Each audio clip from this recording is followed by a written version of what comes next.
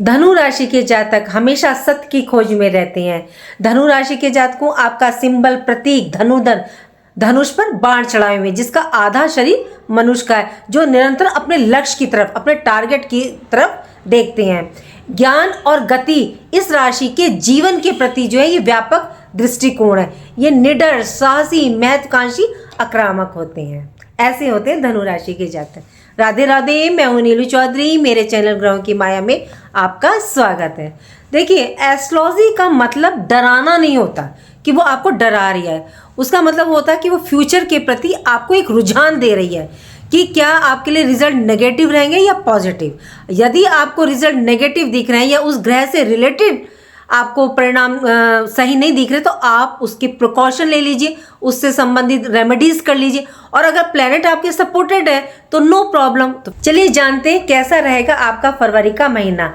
आज ही आपकी राशि के स्वामी गुरु बृहस्पति मार्गी हुए हैं 6th हाउस में।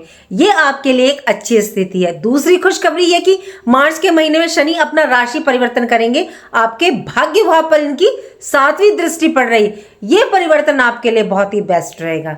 4th हाउस में शुक्र उच्च के हैं। यहाँ शुक्र को दिशा बल प्राप्त होता है और ये यहाँ इनका होना मतलब अच्छा माना जाता है। और ये 4 महीने उच्च के रहने वाले हैं। हालांकि ये 26-27 दिन के लिए ही किसी राशि में आते हैं, लेकिन इस बार ये इतना प्लस दे करके जाएंगे कि ये 4 महीने के लिए 31 महीने तक आपके लिए उच्च होकर के रहेंगे। ये 3 परिवर्तन आपको पॉजिटिव रिजल्ट देने वाले हैं। बात करते हैं अब आपके 1st हाउस की। तो 1st हाउस में धनु राशि, जिसके स्वामी 4 फरवरी से आज ही मार्गी हुए हैं। जब भी कोई ग्रह वक्र अवस्था रेट्रोग्रेड में होता है तो जो आपके पास में कुछ कार्य रह गए या जो गलतियां आपने की उसको सही करने के लिए, लॉस को रिपेयर करने के लिए ये वक्र होते हैं।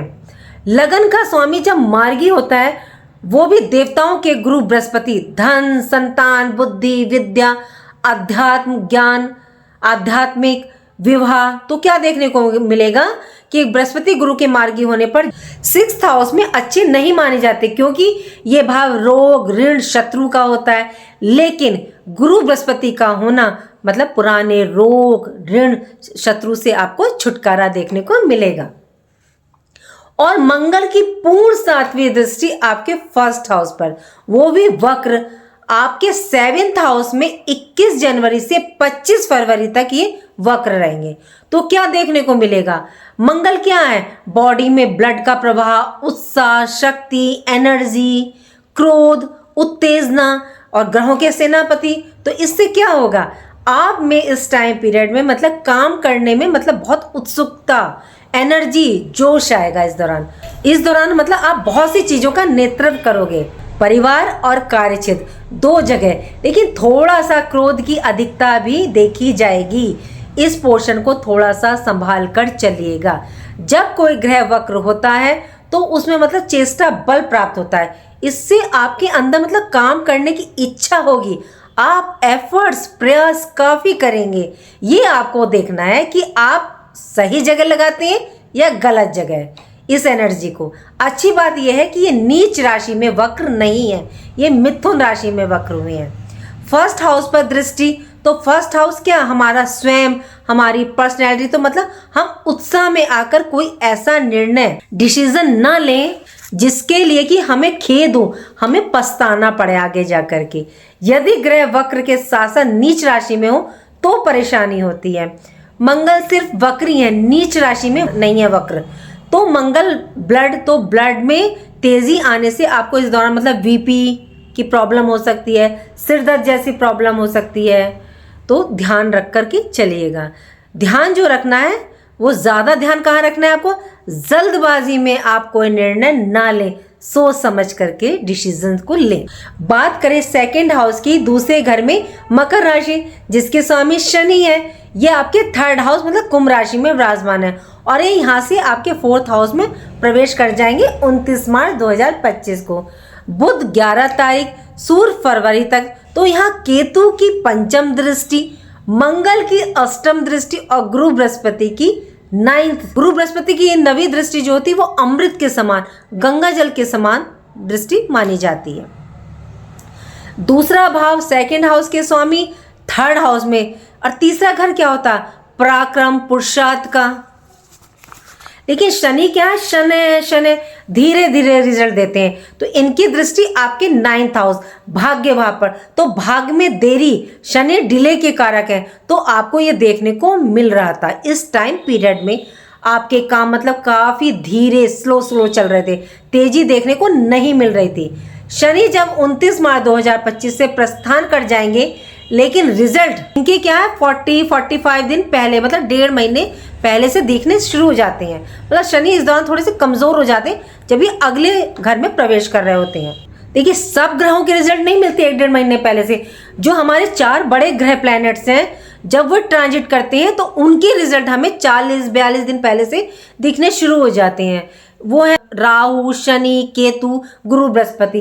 क्यों? क्योंकि ये एक राशि में काफी दिनों तक विराजमान रहते हैं, तो इसलिए इनका ट्रांजिट बहुत महत्वपूर्ण माना जाता है। और रिजल्ट भी जब ये ट्रांजिट कर रहे होते हैं अगले घर में तो पहले ही दिखना शुरू हो जाता है। बुध और सूर्य का बुधादित्य योग आपके 2nd हाउस में, गुरु बृहस्पति की 9वीं दृष्टि, तो आपको परिवार में कोई शुभ कार्य देखने को मिल सकता है।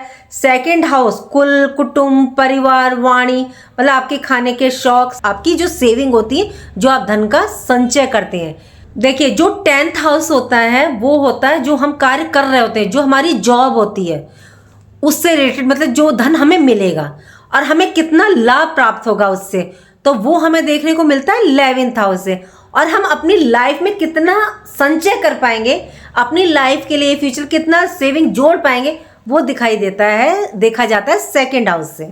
तो परिवार में शुभ मांगलिक कार्यों से धनागमन और संचय होगा। मंगल की 8वीं दृष्टि, तो आपके पारिवारिक कार्यों में मतलब तेजी, स्पीड देखने को मिलेगी। लेकिन ध्यान यहाँ भी रखना होगा, वाणी को संभालिएगा। वाणी से बड़े कार्य बन जाते हैं और बिगड़ भी जाते हैं। ऐसे रिश्तों में होता है, वाणी से आप कोई ऐसे शब्द नहीं बोल दीजिएगा कि सामने वाले को बुरा लग जाए। तीर तो कमान से निकल गया लेकिन वो घाव छोड़ जाएगा, इसलिए परिवार में संभालिएगा। बात करते हैं आपके 3rd हाउस की। 3rd हाउस से शनि जाने वाले हैं, लेकिन बुध 3rd हाउस में अपने स्वयं के घर में, लेकिन राशि कुंभ है। लेकिन काल पुरुष की कुंडली में 3rd हाउस मिथुन राशि का और बुध का घर अपना स्वयं का घर है। देखिए, आप कुछ लोगों ने पूछा था कि मैम ये काल पुरुष की कुंडली क्या होती है। देखिए, लाल किताब के अनुसार पहला घर, दूसरा घर, तीसरा घर जो है ये ग्रहों को सब दिए गए हैं। जैसे पहला घर सूर्य को, दूसरा घर शुक्र को, मतलब जो ग्रह जिस घर के स्वामी होते हैं। तो ये है काल पुरुष की कुंडली, आपको स्क्रीन पर शो भी हो रही होगी। सूर्य यहाँ 13 फरवरी तक विराजमान रहेंगे। जब 3 ग्रह एक साथ, सूर्य, शनि, बुध, सूर्य शनि पिता पुत्र, लेकिन एक दूसरे के ये शत्रु हैं। लेकिन यहाँ चलेगी सूर्य की, क्योंकि सूर्य पिता तो है ही है, साथ में ग्रहों के राजा भी हैं। धनु से निकलकर सूर्य मकर में आए थे, उत्तरायण थे, तो उनके बल में थोड़ी वृद्धि हुई थी। ब्रह्मांड में सूर्य और गुरु निकट भ्रमण करते हैं।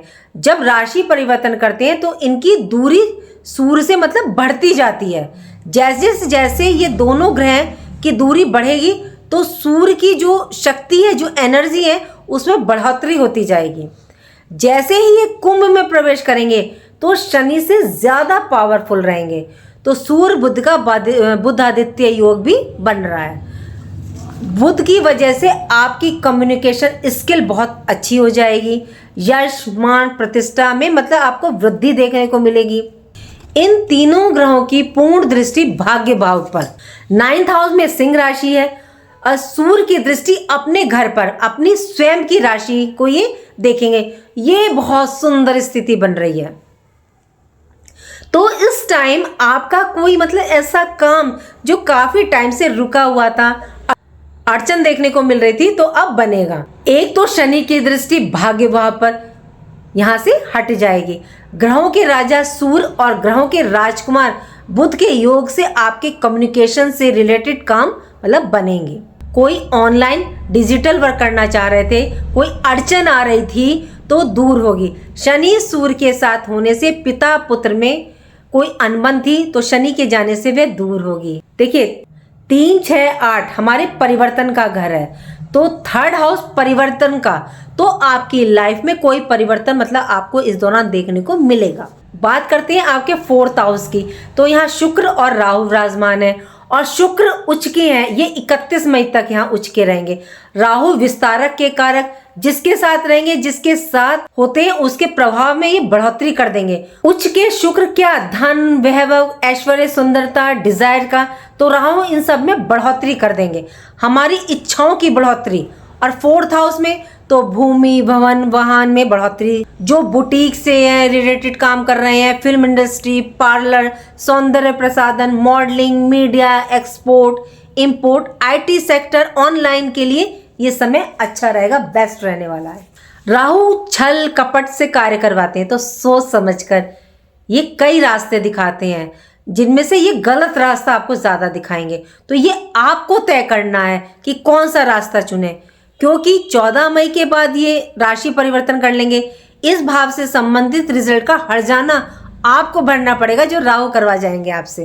तो इसलिए थोड़ा सा सतर्क होके कि ये आपको तय करना कि आपको कौन सा रास्ता तय करना है, कौन सा चुनना है, सही या गलत। 4th हाउस जनता का, सोशल मीडिया पर अगर आप एक्टिव हैं, पॉलिटिक्स में हैं, तो यहाँ आपको अच्छे रिजल्ट प्राप्त होंगे। बात करते हैं आपके 5th हाउस की, तो पंचम भाव 5th हाउस पर शनि की तीसरी दृष्टि, और यहाँ मेष राशि, जिसके स्वामी मंगल वक्री है आपके 7th हाउस में। तो 5th लॉर्ड स्वामी जब 7th हाउस में होता है, लेकिन मंगल जो है अभी वक्री है, तो संतान से कोई वाद विवाद ना हो, थोड़ा ध्यान रखकर चलिएगा। लाइफ पार्टनर के साथ ध्यान रखिएगा, कोई तेजी में आकर के वाद विवाद की स्थिति ना उत्पन्न हो। मंगल है यहाँ, तो हेल्थ का ध्यान रखिएगा। मंगल वक्र है, इन्हें चेष्टा बल भी प्राप्त है, तो और चेष्टा बल जब प्राप्त होता है तो स्पीड में तेजी आ जाती है ग्रह के। मंगल वैसे भी जो है ऑलरेडी गर्म ग्रह है, तो काम को करते वक्त धैर्य शांति को बनाए रखें। क्रोध पर विशेष तौर से, लव रिलेशन में लाइफ पार्टनर के साथ, संतान के साथ थोड़ा धैर्य से संभल कर चलिएगा। हाई एजुकेशन के लिए अच्छा है, क्योंकि एजुकेशन के लिए तो स्पीड अच्छी है, और 5th हाउस का संबंध 7th हाउस से, तो 5th हाउस के कारक तत्व हैं, उन सब में मतलब इस दौरान तेजी देखी जाएगी। बात करते हैं आपके 6th हाउस की। यहाँ पर वृषभ राशि है, यहाँ गुरु बृहस्पति 4 फरवरी से मार्गी हो रहे, मतलब हो चुके हैं आज शाम को। इनकी पंचम दृष्टि आपके 10th हाउस कार्य क्षेत्र पर, यहाँ कार्य यदि आपके अधूरे रह गए तो उनको ये पूरा कराएंगे, शत्रुओं की पहचान करवाएंगे, ऋण से छुटकारा दिलवाएंगे। इनकी नज़र 12th हाउस पर, 12वें घर पर, तो ये 12वां घर हमारा विदेश से रिलेटेड होता है, तो विदेश से संबंधित आपको लाभ प्राप्त होगा। यदि आप एजुकेशन के लिए जाना चाहते हैं, सेटलमेंट की सोच रहे हैं, एक्सपोर्ट इंपोर्ट करना चाहते हैं, तो आपको मतलब बेहतर रिजल्ट आपको देखने को मिलेंगे। पेपर रिलेटेड आपका कोई मेन डॉक्यूमेंट्स रिलेटेड काम रह गया था तो वो पूरा होगा। बात करते हैं 7th हाउस की, आपके सप्तम घर की, तो यहाँ मंगल विराजमान है मिथुन राशि के बुध के घर में। मंगल बुध में कोई मित्रता नहीं है, ये शत्रु है। अपने लाइफ पार्टनर के साथ थोड़ा सौम्यता से बोलिएगा, हो सकता है आप सही हो, वही बात तेजी में आकर के ना कहें, शांति से भी मतलब वहाँ बोली जा सकती है, तो कई वाद विवाद की स्थिति ना उत्पन्न हो जाए, कोई मिसअंडरस्टैंडिंग ना उत्पन्न हो जाए, तो थोड़ा सा बचकर चलिएगा। हो सकता है आप सही हो, जो बात आप बोल रहे हैं, लेकिन बोलने का जो ढंग है, स्टाइल है, उस पर थोड़ा सा संभाल करके चलिएगा। बिजनेस पार्टनर में भी तेजी देखी जाएगी, तो कोई जल्दबाजी में डिसीजन ना ले, वाणी को संभाल कर चलिएगा। देखिए पूरे भाव में पूरी फरवरी में आपको वाणी पर और डिसीजन लेते हुए संभल के चलना है। बात करते हैं आपके 8th हाउस की। 8th हाउस में कर्क राशि, जिसके स्वामी चंद्रमा है, और ये क्या है, अस्थिर होते हैं। 8th हाउस पर सूर्य बुध की दृष्टि, 11 तक बुध की, 13 तक सूर्य की। राहु की पंचम दृष्टि। 8th हाउस क्या, ससुराल, गूढ़ रहस्य, गूढ़ विद्याओं का, रिसर्च का, खोज का, आर्कियोलॉजी, एस्ट्रोलॉजी या एजेंसी से जुड़कर काम करते हैं, सीबीआई में। इस भाव में सूर्य या मंगल हो, अग्नि तत्व ग्रह, या इनकी दृष्टि 8th हाउस पर हो, तो इस घर को मतलब ये प्रकाशित करते हैं। और राहु की भी दृष्टि है, तो आप मतलब कोई भी इस दौरान कोई बड़ा अचीवमेंट प्राप्त कर सकते हैं। Insurance, stock market, share market, वसीयत, ससुराल से आपको लाभ प्राप्त होगा और मिलेगा भी। बात करते हैं 9th हाउस की, भाग्य भाव की। शनि की दृष्टि हटते ही, वैसे भी अब उन शनि की डिग्री थोड़ी सी कम हो गई है, 29 मार्च तक पूरी हट जाएगी। तो जो रिजल्ट में आपको मतलब देरी देखने को मिल रही थी, या आपके काम 99 पर जाकर 0 पे आ रहे थे, या 99 पर जाकर अटक जा रहे थे, कोई ना कोई अड़चन देखने को मिल रही थी, मतलब आपको कोई वजह, उसका रीजन समझ में नहीं आ रहा था, तो अब वे आपके कार्य पूर्ण होंगे। यहाँ बुध और सूर्य की दृष्टि है, और सूर्य 3rd हाउस में विराजमान होकर अपनी ही राशि पर पूर्ण दृष्टि डाल रहे हैं, तो भाग्य आपका साथ देगा और आप स्वयं महसूस करेंगे, मतलब कि कार्य स्वतः ही बनने लगे हैं। कहते हैं ना कि जब ग्रह अनुकूल हो तो हम कार्य अपने आप ही बनने लगते हैं। बात करते हैं आपके 10th हाउस की, तो यहाँ केतु देव विराजमान है, राहु की 7वीं दृष्टि, मंगल की 4th दृष्टि और गुरु बृहस्पति की 5th दृष्टि।